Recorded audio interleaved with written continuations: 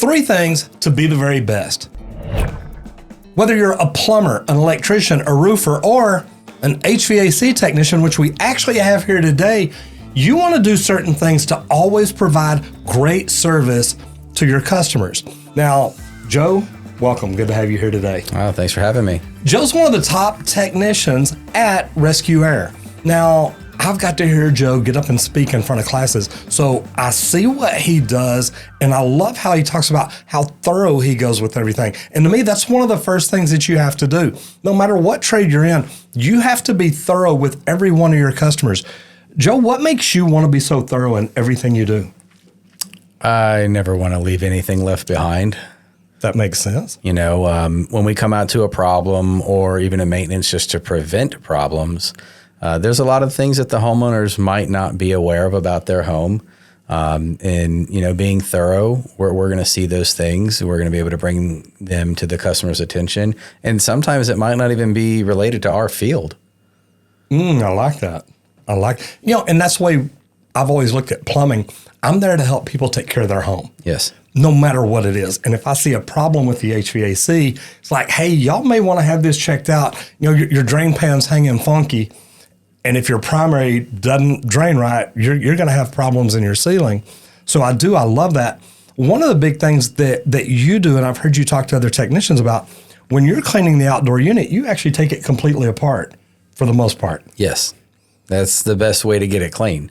I never want anybody to be able to come behind me and say that something should have been done better. Mm-hmm. So whatever I do, I'm going to do it as good as it can be done. Man, and I love that because I've had HVAC technicians before come claim mine, and they put a tip on a sprayer, spray it down from the outside. That really doesn't quite get it 100% clean, does it? It might have rained on it the week before. I don't see how raining on it again is going to do anything. Pretty much. Yeah, I mean, but it's high pressure rain. Yeah, it is, and it's maybe more, focused. But at the end of the day, the air conditioner, the outdoor unit, it does not have a filter. It's pulling all the dirt and debris, cottonwood, whatever it may be, from the outside in and then blowing the air out through the top. So you can't wash that through. You want to push it back out. So the only way to do that is to remove the top of the unit and wash it back out. But then, you've got those panels on the side, grass gets packed up into them. You can sit there and fight with it for more time if you want, or just take the thing apart, make it a little bit easy on yourself. You're going to do a better job. You're going to do it more thoroughly. And it's going to be faster in the long run just doing the breakdown. And then the customer, they're going to see what you're doing, and that's going to set you apart from anybody else that's been there. Because most people don't do that. Most people don't. They've either not been trained to do it right, so they don't know what they don't know, or they don't care. And if somebody doesn't know what they're doing in your home or doesn't care about your home, do you want them in your home? Now, when you go in, I've always taught plumbers to give people options. There's good, better, and best. Look, we can put a Band-Aid on it, fix this problem. You're liable to have a problem again in a week or two or a month or two because we're just putting a Band-Aid on something. It may not heal right, however you want to look at it. Then we can go back and fix it to the way it was the day that this was installed. We can rebuild the inside, we can clean it, we can do whatever. Or maybe the way it should have been. Or the way it should have been, exactly. Yeah. Or the best option, we can upgrade this to a system that they would install today if they were building this house today. Yes. Are there benefits to those higher levels? Oh, for sure. The biggest thing to me is setting the expectation for the homeowner. If you're walking into a problem, we need to find the immediate problem. Mm-hmm. And maybe even what caused the problem. Correct. Because maybe what you see isn't what caused it. So I always, let my homeowners know my intentions. My intentions, you have a problem. We're going to figure out what it is. And we're going to make sure that there's nothing else that led to that problem.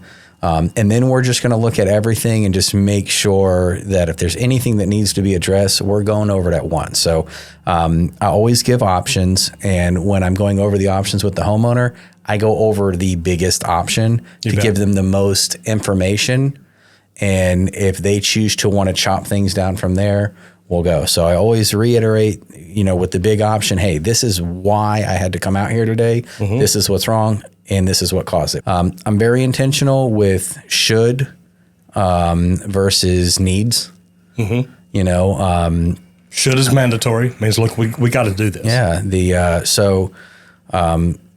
Give people options. You know, they can never get mad at you for giving them options and letting them know. Yeah, give me more choices. And they can never come back and say, hey, how come you didn't tell me about this? Right. I love that. You know, so if you're being thorough, you're going to have a lot of options. And just, you know, setting the expectation of what to expect with each choice of those options has been very successful for me and, you know, anybody that I've trained on how to do this. If you're a plumber, if you're an HVAC tech, if you're a roofer, you should always offer the very best of people.